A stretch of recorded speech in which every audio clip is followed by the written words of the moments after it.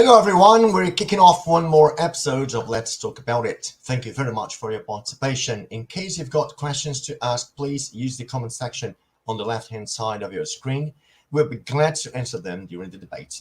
Today, we'll be talking about Thought, which is short word for thoughts, sentiments, and energies, the basic, integrated, inseparable unit of manifestation of consciousness in any dimension. Our ideas, feelings, emotions, actions, attitudes represent who we are in our daily interactions. But before we start our debate today, it's important to say the principle of disbelief. Don't believe in anything, not even in what we say here in our debate. Experiment, have your own experiences, right? To talk about thousands today, let's talk to the team. Leonardo Schneider is one of the guests today. Leonardo, how are you? Hello, welcome everyone. I'm Leonardo Schneider. I'm talking from Foz do Iguaçu. I work as a civil engineer and I've been a volunteer at Conscientiology since 2010. Very nice, Leo. It's very good to have you to talk about thousands today. Cicero Thank you, Mario. Schumann. Hello, everyone. I start to study these subjects related to bioenergies and things like this, to scenes that we are going to talk today, since 1993, when I knew at that time Conscientiology. So I come across to this type of knowledge and starts to study and research these subjects that I really enjoy. And I live in Germany.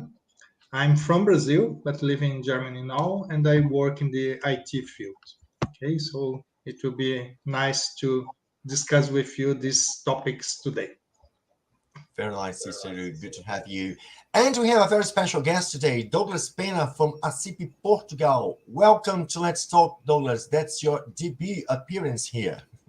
Hello, folks. Nice to meet you all. My name is Douglas. I'm based in Portugal, in the north of Portugal, in a state called Porto. I've known some Conscientiology since 2009. It's roughly, a few more than 10 years, give or take. And been a volunteer since 2010, and I've been in ASSIPI Portugal this year. So the theme of those scenes is something that really interests me. It's something that I researched for a while now, and glad to be here. Very nice. Thank you very much, Douglas, for saying yes to our invitation. It's good to have you here today. I should also introduce myself, right? I am Mario Luna. I'm talking from Foz do Iguaçu. I've been working as a language teacher, also translator and interpreter. I first heard of Conscientiology a long time ago. It was in 1991, but only started working as a volunteer in 2005. I'm with ASSIPI. I've been with ASSIPI since 2018. I always say 1990. I don't know why, but 2018, right, with ASSIPI. People, that's right. This debate is based on Conscientiology, right? And it's important to say for the newcomers that Conscientiology is a neuroscience that studies the consciousness as a whole, right? Consciousness is me, is you, is everyone in human life, right? All self-conscious beings in intra and extra physical dimensions. Consciential paradigm is the paradigm in which we are based our studies, is focused on bioenergies, multidimensionality, pluri-existentiality, the multiple lives, right? Self-research, cosmoethics, universalism, and holosoma. Conscientiology has more than 20 conscientiocentric institutions, each of them specialized in a specific subject of research. ASSIPI is our institution. ASSIPI is a conscientiocentric institution specialized in the study, research, development, and the practical use of parapsychism, aiming at the nature, use of parapsychism, which is an indispensable attribute for consciential evolution, right? And ASSIPI English project is one of the projects of ASSIPI. ASSIPI English project is focused on promoting the ideas of conscientiology worldwide.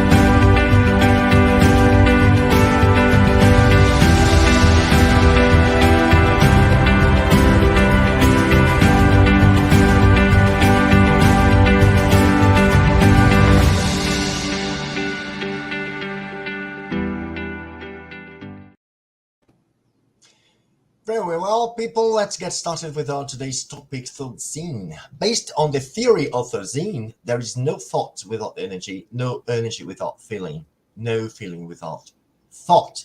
But Cicero, if we manifest ourselves through our thought scenes, that is, thoughts, feelings, and energies in an inseparable way, should we give way to energies only or also to the quality of what we think and feel? Yeah, very, very nice question and correlation, because the main principle of the Tosins is that these things are all together. So in one moment, we have all together thoughts, sentiments, and energies. So the quality of what we think, it makes influence in our energy. And also important that our energy makes influence to the environment. So we are connected to our energies, we spread our energies in our interactions and so on. I think we can also discuss more about this. But important in your question is that we sometimes, if we think bad things, let's say, we could come to a frequency, we could come to a type of ideas and feelings and energies that we spread this and share this with other people, even though sometimes we don't say even a word, or we don't do a real different action, because tosin is a type of action. Yeah, we are a dynamic system. So this is important when we started to know more about it and how it works, these all things.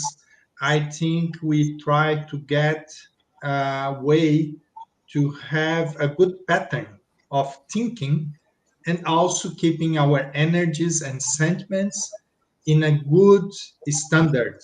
Also, this is positive not only for us, but also for everyone that we are living and interacting together.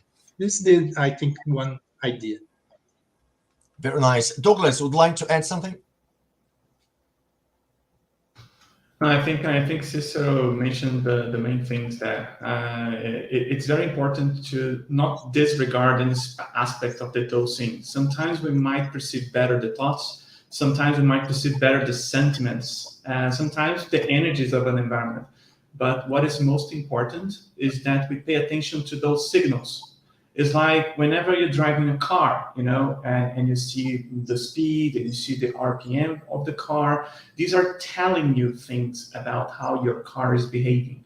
And then you take actions upon that. So if you notice, for example, that your speed is too high and you notice there is a curve up ahead, it's time to slow down. And the same thing comes with those things. It's important to not judge them. It's important to not feel guilt or shame about those things that you have, but you analyze them. You try to understand, okay, why am I having this sentiment? Why am I having this thought? And then you take an action on top of it. Very nice, Douglas. Leo, any comment? Yeah, it's very nice to see how the feelings and the thoughts interfere in our energies, and this is a very important tool to have a self research.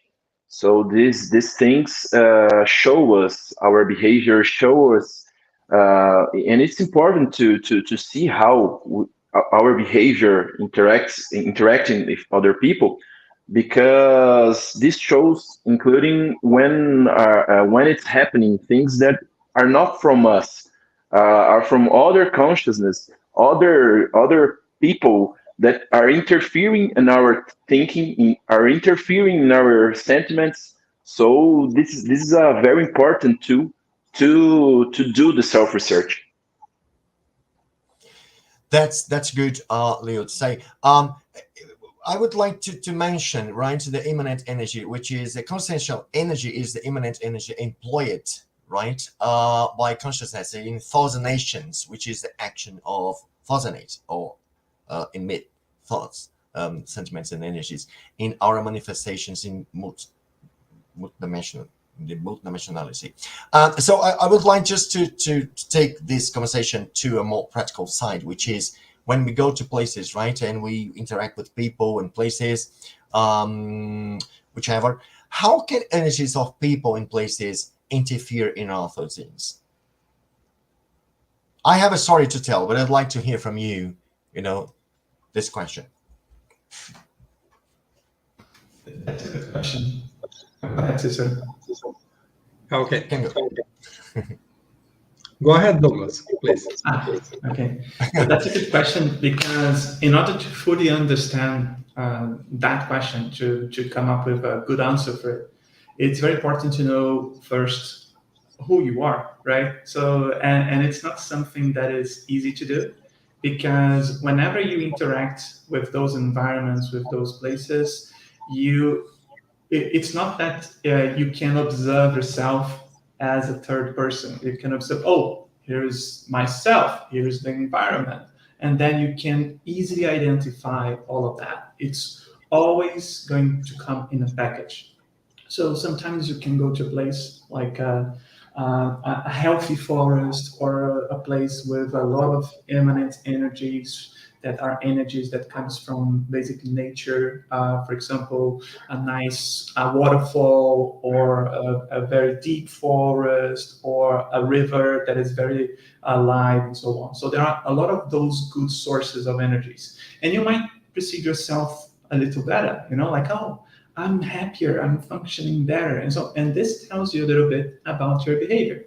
Sometimes you're going to go to a place and you might perceive some uneasiness, some kind of stress, some kind of different thoughts. And trying to understand those differences, it's very subtle.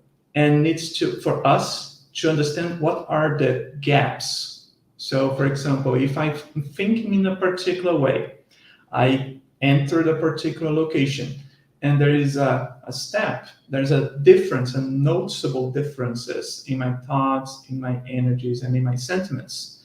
Then the question is, what happened?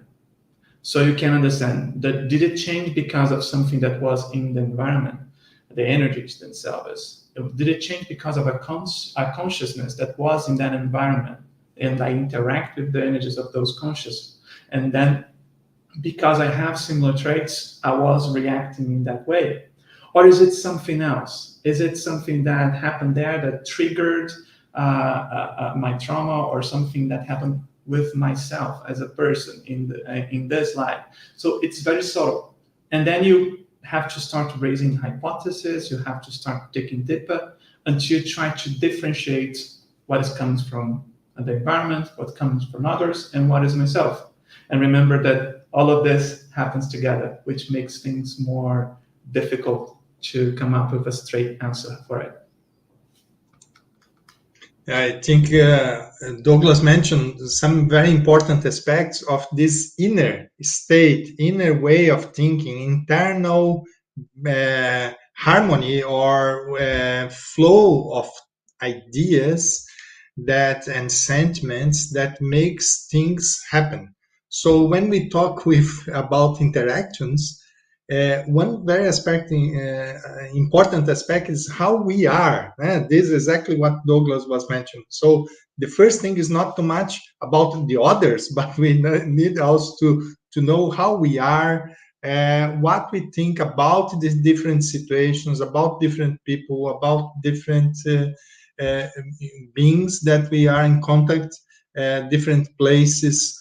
So this can make huge difference. And of course, different places and people and others has also their own energies. So it's a type of then the interaction. Many times it comes with the energies, and the energies is a system. So like we are breathing all the time, is like that we have inputs and outputs, and the same is with energies. We are all the time sharing our energies, but also absorbing energies from the where we are, and sometimes energies is totally different from this aspect. So it's in a also keeps in a different dimension that we are mentioning. So we can connect with energies from very far different places, depends on more of the ideas or what we are connecting in the moment.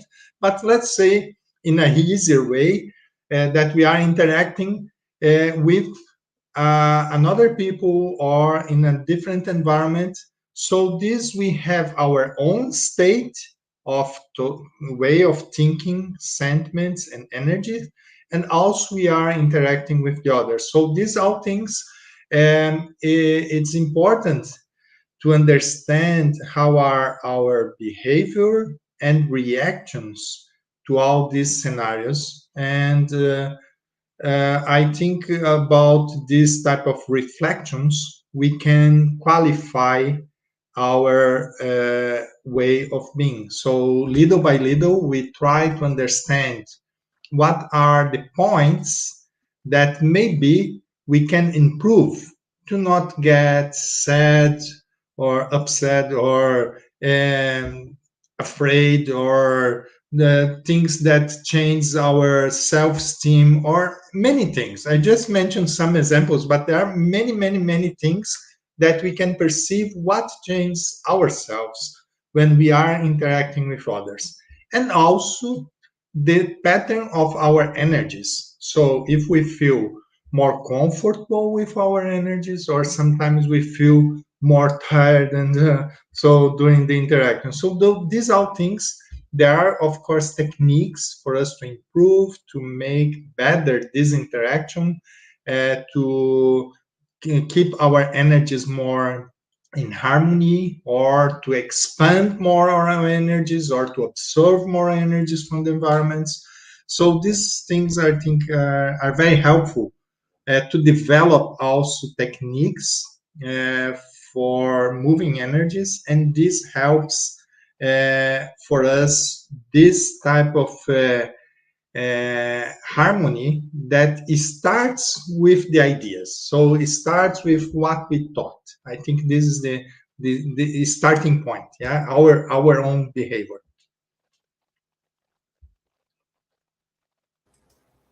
Leo? Oh, I just want to say we only can see and perceive this pattern changings in environment and other people. We can only see this changing if we deeply know ourselves, if we deeply understand ourselves and our behaviors and ourselves. So there is an huge importance of the immanent energies in this way, because when we are very contaminated with our toxins, when we interact a lot with other people and environments, we can absorb some immanent energies to clean up our toxins. So here, me and Mario are living here in Foz do Iguaçu, near the Iguaçu Falls. So every time I perceive my toxins very messed up, I do this technique and this exercise to absorb this pattern of energy from Iguaçu Falls. And this helps me a lot to clean up my energies. That's right. And we have a comment from Jorn Schmitz about it, right? He says, "Hi guys, when I lived in Germany in a city, I only had a small garden. That was already good. Now I live in nature with a stream behind the house. The difference is huge." So this is exactly what you said, Leonard. I would like to tell a story, because when you said, the interaction we have, when we talk about energetic interaction, we are talking about interactions are actually based on a two-way communication, right? We affect the environment as much as the environment affect us, or the energies of the environment have affect us, right, somehow. But also the way we think and we feel. I remember one day I went to a coffee farm museum in Rio de Janeiro, in a city called Conservatória. It's a very famous farmhouse museum. And that was basically the Casa Grande. Casa Grande in Portuguese, in English, is like, you know, the house where the coffee farm, the house of the coffee farm, right? So we have vast plantations of coffee, and we have the house of the family. And this house is a museum, actually. And as soon as I got in the house, I was before a huge, how do you say, a lobby with slavery utensils. And I was looking at them and said, wow, look at what the family got. They had slaves here. And this comment was accompanied with a bad feeling and a bad thought about that family. The repercussion of this comment, the repercussion of this fascination, right, I had before those utensils were terrible. I mean, the rest of the day I got headaches, I got nauseous, I got, you know, I went to bed at night to sleep. I had bad dreams. I came back to the house. You know, I had an out-of-body experiences. I came back to the house, and I was with the extra-physical consciousness of the house, dealing with them, and they were furious about me. I mean, the comments we make can do harm to people. This is very important because in Conscientiology we have a very important saying, which is, don't think badly about nobody, right? And this is serious. Don't think badly about nobody, because we may affect them. I'd like you guys to make a comment on this, how important this saying is. I think it's really important because and at the same time, for example, getting Leonardo's example, and this is true for me as well, like whenever you need to think clearer or become a bit better, you absorb energies from an immanent source that is closer to your house, or that you know that has good energies. So, and then you feel better, you feel more complete, you feel more at peace. The same principle applies whenever you're thinking bad of someone. You're gonna connect with that person, you're gonna send energies, and if the feeling is mutual, then you enter in a feedback cycle that the energies come back and forth and they kind of amplify. So although it's good to not think of bad of people, and it is also important to understand why you are doing this. So you don't repress those feelings, but you try to understand why you're behaving like that, so you can go in the cause, so you can change in the cause what's making you think like that. Sometimes it's a behavior that you learned from whenever you were very young age. Sometimes it's a behavior that you're mimicking from someone, and all of them is connected to who you are. But it's important to understand, face it, and then accept and change that way of thinking in order to become better. Very well said, Douglas. Cesar? Yeah.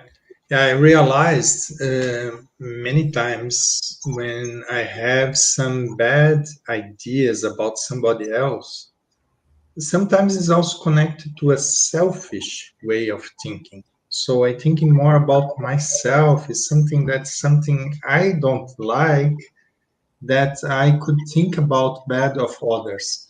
So one thing is to be critical. We need to be critical, yes. So we need to distinguish. We have to have discernment, what is good, what's bad.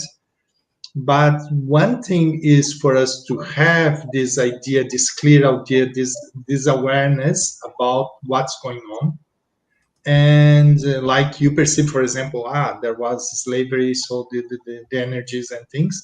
And in a situation that when we get this information, it's very important for us to know how to deal with it. So we can think that something is not good, but without we going the same pattern of energy.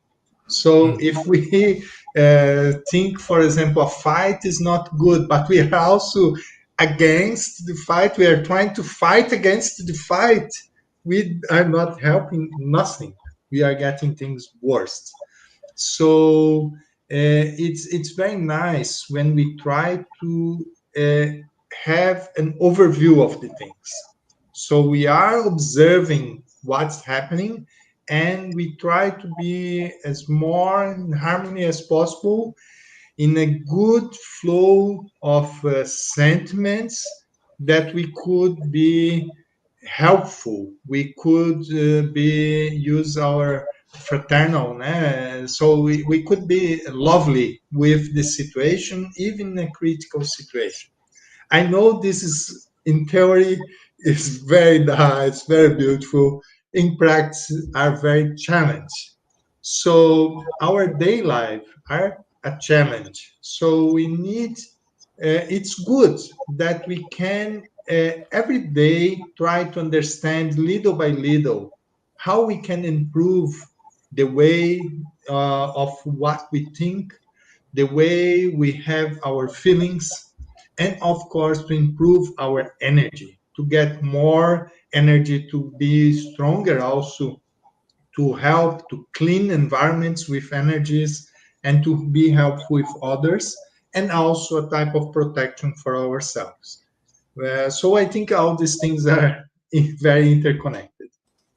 Yes, I remember we have kind of a judgment, right? We have a very easy judgment when we say something's wrong, something's right. We have a very, an easy judgment. And when I saw that, the artifacts and tools for slavery, the first idea was, what an absurd, but, so it's a no situation, right? It's, as Cesar said, it's nothing to do. I was there just to check out exactly the culture of a time. And we are talking about 200 years ago, right? Which was a common practice at that time. So no judgment at all. But just, extending and stretching out this topic about objects and so on, right? I'd like, unless Leo, do you have something to say about the topic we were carrying on? No. It was That's fine. perfect.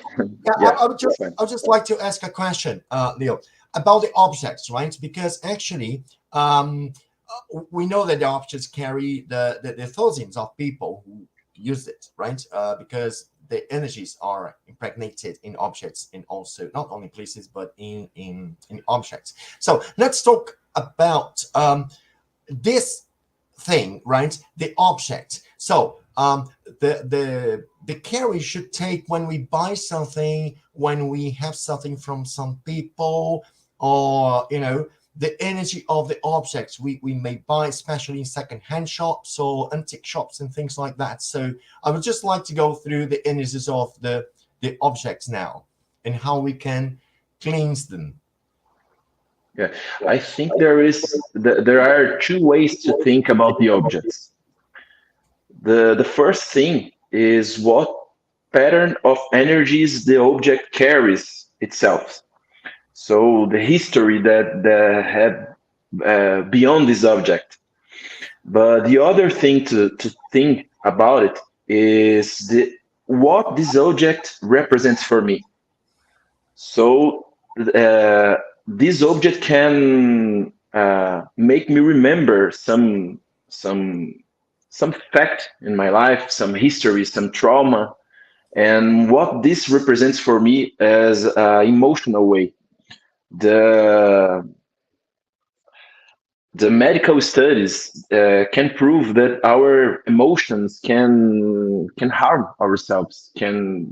So the way we interact with these objects and what these objects make me remember in my history can make deep damage for me. If these objects carry some things that make me remember bad things in my life. So and the intention, the other thing to think about it is what was the intention when someone gives you a gift, for example. So what kind of intention there is when someone gives you something, and what the kind of energy it represents for you, and what can this pattern of energy can cause for you. So there is many different ways to think about the influence of the energies of the objects. Yeah, this is interesting, Leonardo, what you mentioned, what the gifts and things. For example, objects from ex-boyfriends or girlfriends. Sometimes there is a meaning in that object. The object by Yeah. itself could be neutral, but But sometimes for example, if you I'm sorry receive, to I'm sorry to interrupt you, but for example, a necklace. So someone can give you this gift because this person wants to control you. So what's the intention to give you a necklace? Yeah. yeah, exactly. There is a lot of things, and so sometimes we need to think what objects we should discard. Sometimes it's something good we like, we use, but sometimes the energy is not so clean for our new moment of life. So if we want to change our lives, if we want to make changes in our lives, sometimes some objects are not more compatible to what we are thinking or what we are planning, what we should give value.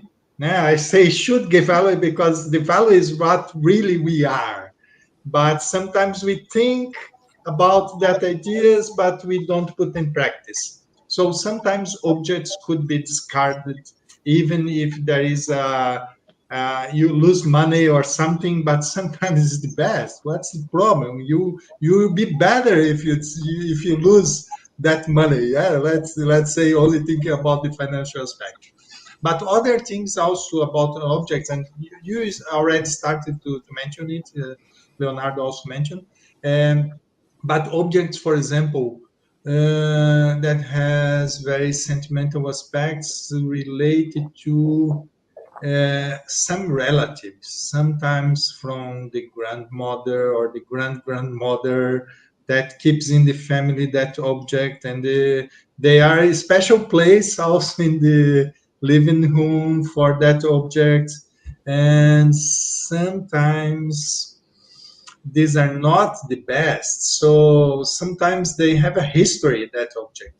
I'm not saying that everything that's from the family needs to be out. No, there are nice things, there are good things, there are objects that also brings good energy. We are saying bad energies, but because sometimes it's easier to just perceive. But of course, there are objects that could bring good energies. But in general, I could say it's better for us to have our own energy, or interacting with our actual family, our wife, or so these things sometimes we create new energies and new objects. Many times are they have preference instead of old objects. So this we all need to think. Every old object is not only the object with the history, but the history together with the energies that represents all the history of that object. So this is something that the objects can be cleaned, but sometimes we don't need to put effort to try to clean something that sometimes needs more than one entire life to clean something. It's just sometimes better to change. So making change sometimes are very welcome. If I may add to the discussion, this is a very interesting topic because it's one of those that you have like multiple levels. So one of the main, besides the energies, because if you think about it, when you use an object with in a certain way for longer periods of time, for example, you're going to imbue that object with that particular energy. So, for example, if you do have like an office or a desk where you sit and you do things, you study, write on that thing. When you go there, it permeates the object with these types of energies. So when we receive an object from another person, from an entity, it may contain those energies. And we, for example, we could exteriorize our energies to clean the object over time. Sometimes it would be easier, sometimes it would be more difficult. But there's something that is extremely important as well regarding our connection. And this is, I believe, is one of the, when you go on a deeper level. For example, let's take the necklace, the ex-boyfriend necklace as an example. So the thoughts that connect with that can be completely different, right? You can keep the necklace because it reminds you and all the memories and from the previous relationship while you are in a new one. So why are you doing that? So is it the object the problem or the connection the problem? So if you get rid of the object, the necklace, does the thought goes away as well with them, or the thoughts keep? So it's important to analyze the level of connection. And I believe this is connected with the question that Adrian Nelson just asked about, is it possible to put energy in an object to protect someone? It's really connected to that.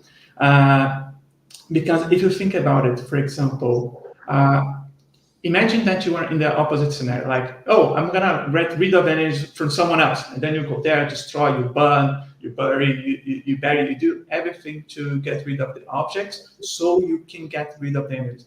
But what if the other way around? What if the object comes, your object is in the possession of another person, and that person is sending bad thoughts for you? So you're doomed to have those thoughts reaching you until the end of time? Not likely, because it's more important that what connects you with the person. So for example, if you end up in a bad place with bad notes in that relationship, and you have feelings of hate or feelings of disgust, anger, and you connect with the person with that, whenever they think of you with those type of energies, it's going to resonate with you.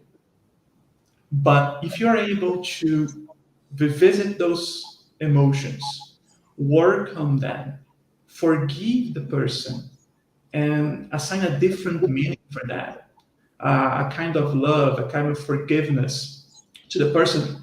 If they think about you, it's not going to resonate. So it's kind of the energy comes and goes back to the person. So you don't feel the effects of those energies. And why is it connected with the energy in the object? Because people used to do this in the past. Whenever I'm going to create a talisman, an amulet to give energies to someone or to protect a place. It's more of I would say, a clutch. It's like a tool, a technique, using the object as a reference. So, if that person is with that object, I am with this object, therefore I have the power. But it's not the object itself, it's more about the thoughts and energies that go along with it, in my understanding.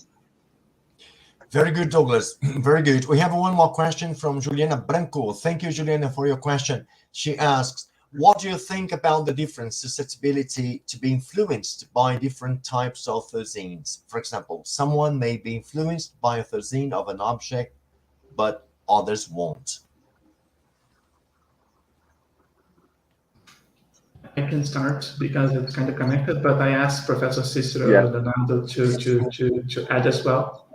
I think it's a good question because different people will react differently to different things. So, for example, if you have a trauma, if you have your retro lives or previous lives connected with a particular group, for example, imagine that, taking the examples from Mario, for example, if I was a slave trader and I was in that room, I would feel the energy in a completely different way. If I was someone that fought for freedom, that tried to liberate the slaves in that location or from that period, I would perceive the energies in a completely different way. So it's interesting because you have, like whenever you're analyzing your energies, if you go into environments and you perceive the interactions of the energy with yourself, the same thing goes with objects. each object has a history. It connects with different people in different ways. So an object, for example, that can be very good for you to be in contact with, for another person, it makes no difference. So that's very good to think about ability. So I'm a bit worried about the artifacts of the slavery I judged as badly, and I had a bad repercussion now. Okay, just adding. Cecil. Yeah. There are also aspects when someone reacts different from the objects. There's many aspects also interconnected, but one is that also some people has more sensibility to energy, so they interact easier. They are connected easier to the energies of one object than others. Yeah. Additionally to all these aspects that Douglas also mentioned, that is very connected to the personal aspect. So I think maybe these are really the most important. Yeah. So some objects, sometimes they have relationship with us with a type of what we call also interpretation, when we are very interconnected, sometimes in a not good way, not in a freedom way of thinking, with some ideas of something that happened in the past, or some connections with groups or ideas that is part of our history. And sometimes we are trying to disconnect, but some objects, they have a specific way to come us always to that same pattern. And some people don't react to this because they are not dealing with this dilemma anymore. Yeah, so, or they don't have this type of dilemma, they have others. So some objects can make more impact for someone's than others. Yeah, for example, someone is trying to not drink too much beer, and someone comes with a bottle of beer and put on the table. For some people will react in a way, some other don't care. What is just a bottle of beer? Yeah. So I just using a simple example. It could be many more complex things. That depends sometimes what is the level of interpretation that we have with some ideas that is part of our past, and we are in the movement of changing that pattern. Yeah, so I think this is also related to this. Yes, so as you said, well, it's a good example is someone who's trying to stop drinking beverages, right? For example, alcoholic things and so on, and the person keeps the bar at home, because here in Brazil was very famous in the 70s, the 80s, for people to have bars. Sometimes they were actually pubs, because you have the stools, you have 100 bottles of beverage, wines and whichever, and it's hard, for you to keep, stop smoking, stop drinking, having this kind of things, a winery and so on at home. So it's a lot harder. Leonardo, any comment on that? Oh, I just want to add something, because every object we interact will resonate with our inner content. Because if we have some history with this object, or this object represents something in our history, this will influence a lot. And sometimes we can perceive the bad pattern of this object, the bad energies attached to this object, but sometimes this object makes some attachment for us. We're attached with this object. For example, a watch from my grandfather. So I cannot perceive the bad energy attached with this object, because I have an attachment with this object. So this confuses me. This complicates my discernment, because I have an attachment with this object. But so this it's complicated to do I don't know, a psychometry of this object, because it represents something for me that makes difficult to do this psychometry. Yes, I was just making the most of your answer to ask Douglas a question, but it's just one more topic for us to talk about, which is the following thing: to qualify our 13s, right? Some basic techniques to mobilize energies, like basic mobilizations of energies and the triggering of the vibrational state, are suggested, advised, but more importantly, it will be, I would say, first and foremost, to qualify our thoughts and feelings, right? Because there's no point in cleansing energies if our thoughts and feelings are dirty, contaminated, intoxicated. So, Douglas, could you go through it, please? This idea? Yes. So the vibrational states, for those who are coming here for the first place, is a technique where you move your energies in a very intense way until your energetic body starts to vibrate. And one of the aspects that the vibrational states do, one of the things that it provides or that has a repercussion in you, is that it makes your own energies more dominant around you. So, for example, if you have a dosing or some part of an intrusion that is not deeply connected with your core, whenever you install the vibrational state, the tendency is to get rid of those things that are not very close to you. So, for example, when you absorb energies, you start the exercise absorbing energies from the nature, from forest, from a waterfall, and then you do the vibrational state. What you're actually doing, you are imprinting that pattern throughout your whole energosphere, together with the good energy that you have absorbed. So it amplifies the effect of calmness that is associated with the immanent energies. And something that is important to also point out whenever you do the vibrational state, when you really do in a really deep level, is that many things that are you will come up. So it's normal, it's expected that you started to perceive, for example, things that you did not remember, few traumas that happened with the past, and so on. And that is completely fine. You just continue working with your energies, trying to analyze and understand what comes up for you, because in a nutshell, you'll be in a better state to handle with the shock that is associated when you face those events that were traumatic for you in the past. And if you think about intrusions, for example, or if you do the vibrational state, you're not dealing with 100% of energies that are not yours. At least you'll be dealing with, if there are intruders, if you imagine that you don't do the vibrational state perfectly, right? You're gonna deal with the energies from yourself and the intruders that are closer to you. So when you do the recycling of those scenes, you're gonna be helping yourself, you're gonna be helping the intruder, you help everyone. And if you continue doing the vibrational states, the energies associated with that transition, that recycling of your thoughts, they will reverberate. So everybody wins. Yeah, I was thinking about a situation that, for example, could be for any situation, but let's get the example of when we are reading a book.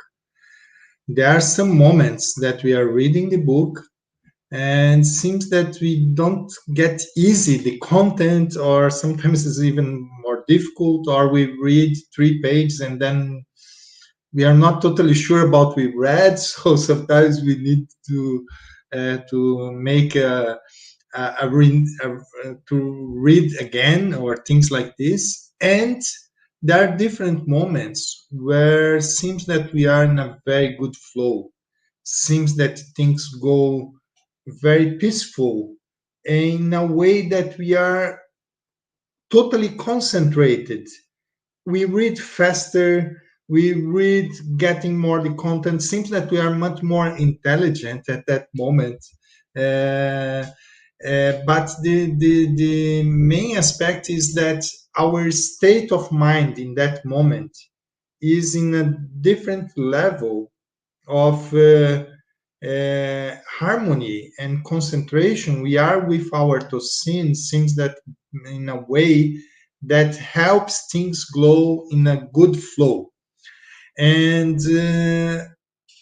I think it's good for us to try to understand how can we improve our standard. Why not standard is not that level that we can reach. So I think this is something that we can try to think ways to change. Sometimes it's creating a field more positive of energies that makes our way of thinking go in a better flow. And sometimes we are, for example, in a moment of life that we are like a nightmare, everything happens.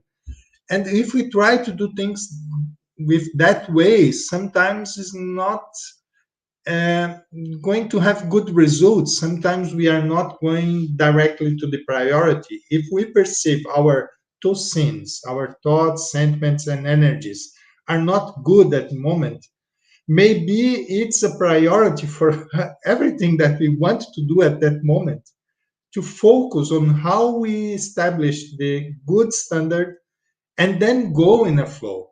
And some people sometimes just keep doing things that are not going well and things and sometimes get even worse. And I think when we start to understand the interconnections and all these things together, sentiments, energies, and our ideas, it can be more priority for us to keep this in a good way, to keep our good toxins. And this we are going to have more results, our performance and everything.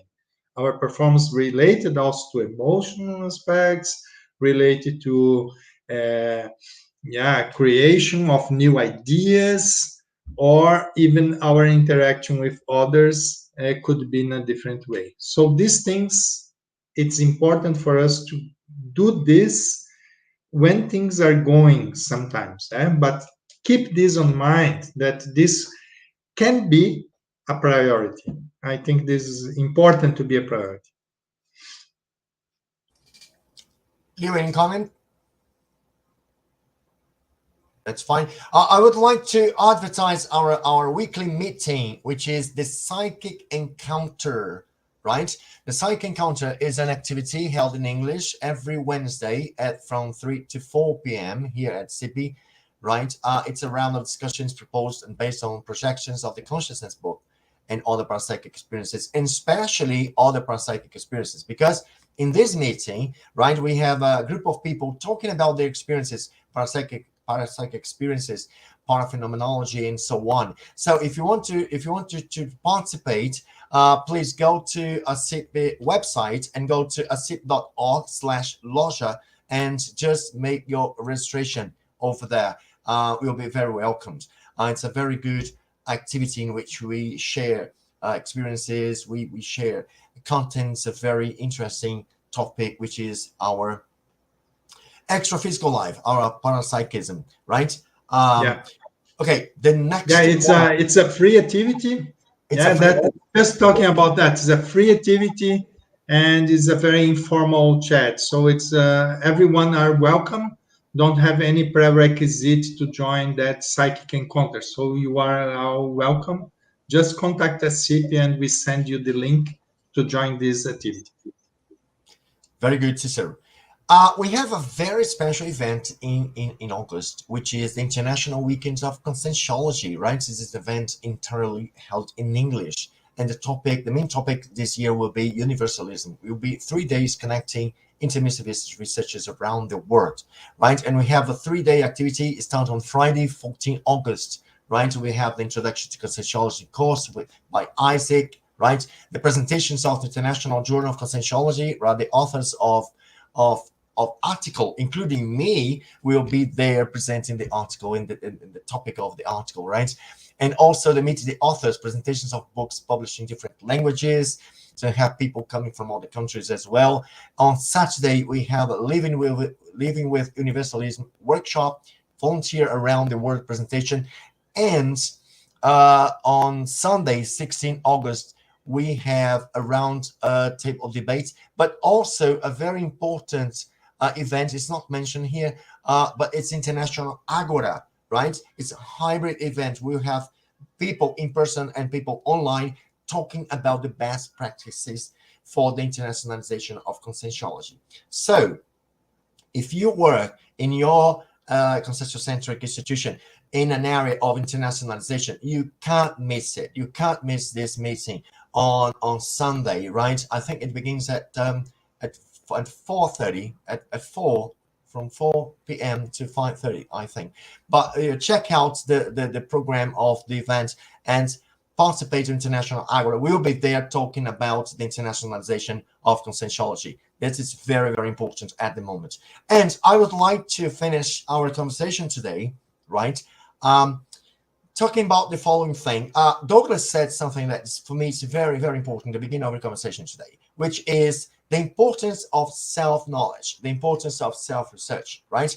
Because when we interact with energies, wherever you go, we'll have, a wide variety of energies. So how can we differentiate our energies from the external energies? Because sometimes you are very well, and then you go to a place and all of a sudden you start thinking, bad things, or you start feeling bad and so on. How to say, wait, it's not my fault. It's not my feeling. I was okay 5 minutes ago. So there must be some interaction going here. So, but for us to be able to do it, we should, right, get into our self-research to know more about ourselves. So let's wrap up our conversation today, people, talking about the importance of self-research. Would you?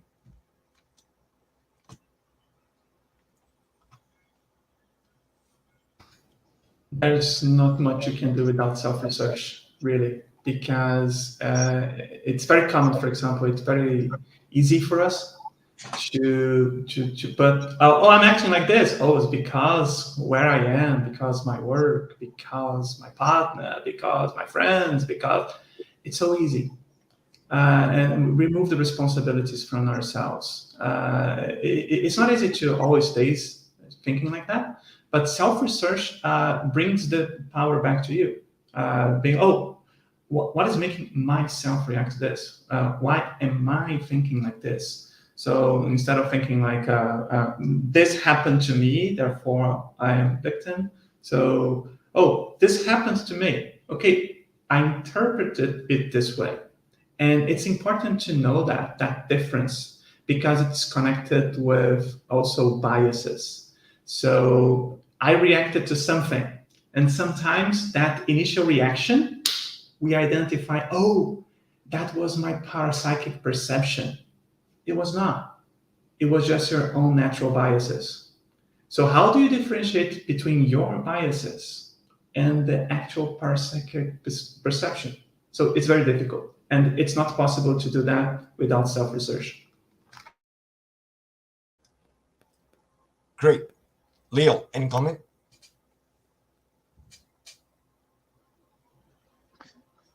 No, it was perfect what Douglas said. It's okay.